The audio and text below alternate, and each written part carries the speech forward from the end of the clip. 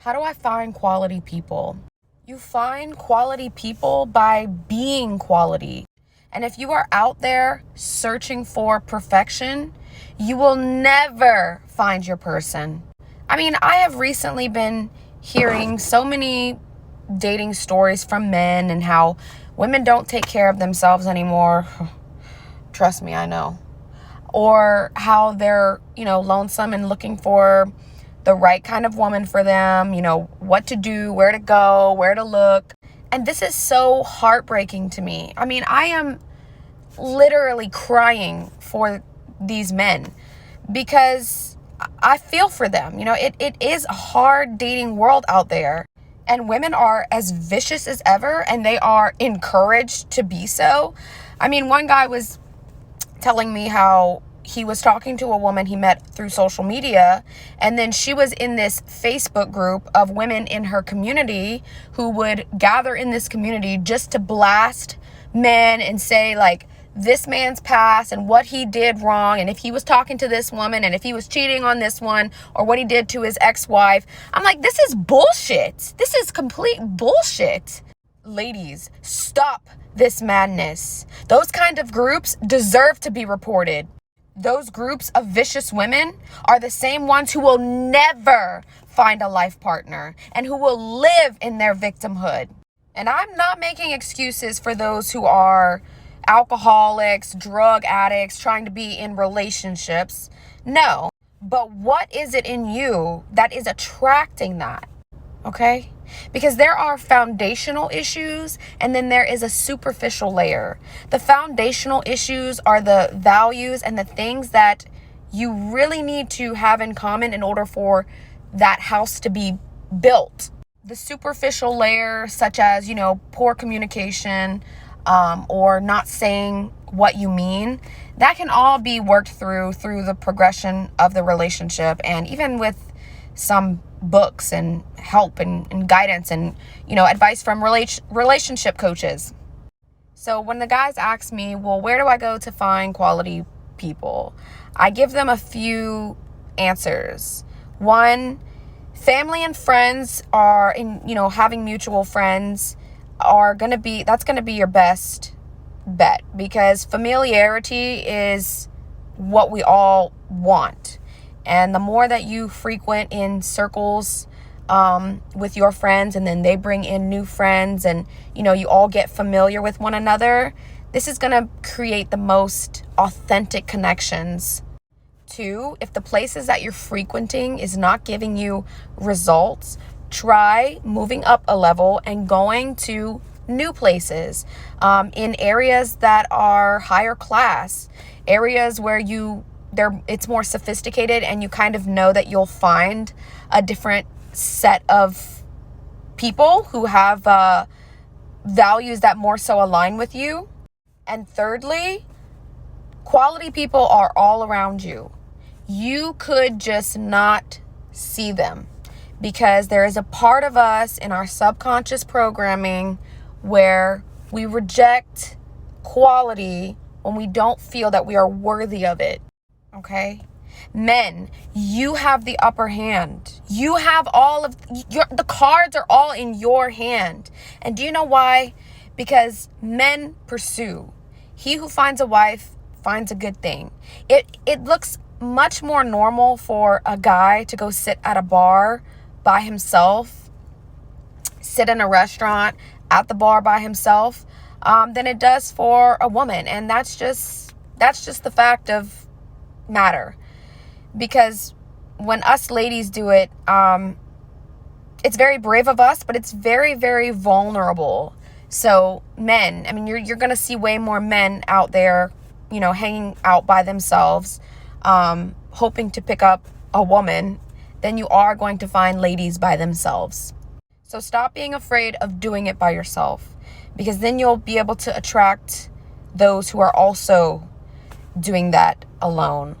And also, do not bring other women in your field when you are trying to get out there and pursue a woman, okay? This is a bad look. Women do not like that. If you want to look like you are a single man looking for a woman, don't have yourself surrounded by other women. Like, yes, it makes you look better to other men. But if the result that you're trying to achieve is to find a quality woman, that you want something healthy, long-term, and real with, then do not surround yourself with other women. Loneliness is rampant here in the West. And what God wants is He wants us to be in unity and community. And loneliness manifests disease. It's no wonder, okay? It's completely out of God's creation. It's out of His plan. So of course it will manifest into disease the more lonely that you are.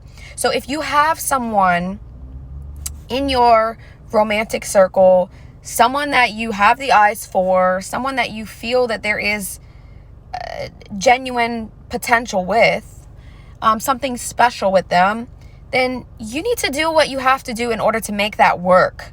Stop making excuses for it, because the loneliness that you feel right now that is just so comfortable for you, I get it, it's comfortable, but it's going to ultimately kill you.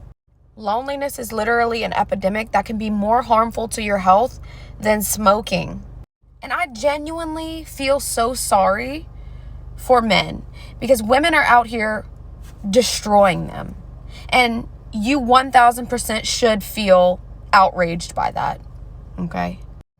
We need men need us, but men need us, I would say probably even more, because they cannot feel. We are stronger emotionally. Men are stronger physically. And they cannot appreciate things of life, things of nature, and things of other people in the same way that us women can. So us women, we can go to other women and we can say, wow, you look so beautiful. Let's get together sometime. Let's go shopping. Let's talk about our lives. We can go outside and we can, pick the beautiful flowers and say, wow, this flower is just the most gorgeous color. And did you see how my flower bloomed? Men, they can't do that. And they don't even have the same capacity in their biological makeup to appreciate that. So they need us to be that and connect with us through those outlets. I mean, men are not even believing in marriage anymore. They throw in the towel and say, what's the point, right? Women don't need us. They can pay all their own bills. They can hire a maid. They can buy sex toys. What do we need men for, right? So they're just throwing in the towel. And granted, it's not all on women. Men are not always aware of the statistics. Men are happier, healthier, and wealthier, and more successful, and live longer when they are married. They just need to know some skills and biblical values in order to keep that marriage thriving and alive, and communication. And us women, we have the upper hand in the communication.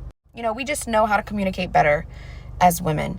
So anyways, men, stop making excuses. Stop making excuses. Pursue women.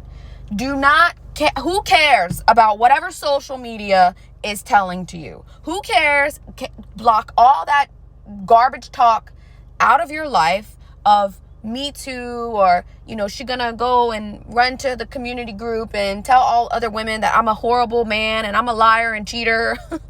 Stop attracting these kind of people. And if she does do something like that, one, it's a red flag, because that's toxic, okay? And hey, if you want to give her a taste of her own medicine, I'm not coming for you. Fight against all the odds and the evil forces that come up against you, come up to break you. Because that is true masculinity. That is true masculinity that is worthy of respect. Go completely counter culture. Culture says you can't make a marriage work. Okay, no problem. I'll show them different. Culture says I have to stay broke in poverty programming and slaving away to the school system. Okay, I'll show them different. Okay? Because in a world that is fear-mongering you, who wants you to live in fear, who wants you to be fearful of the devil, don't be. Fight against it. Ooh, preaching runs in the family. Sometimes I just can't help it. Anyways, I'm going to shut up now because I tend to get very, very passionate about these kinds of things. And people on the internet seem to be really, really triggered very easily. And I think that's most of the problem of the West. We've been so coddled, and we just get so triggered over nothing. But consider your triggering to be a sign of self-reflection. Okay? So hopefully you have found this to be very helpful, and make sure you subscribe while you're here, and I will see you guys in the next video.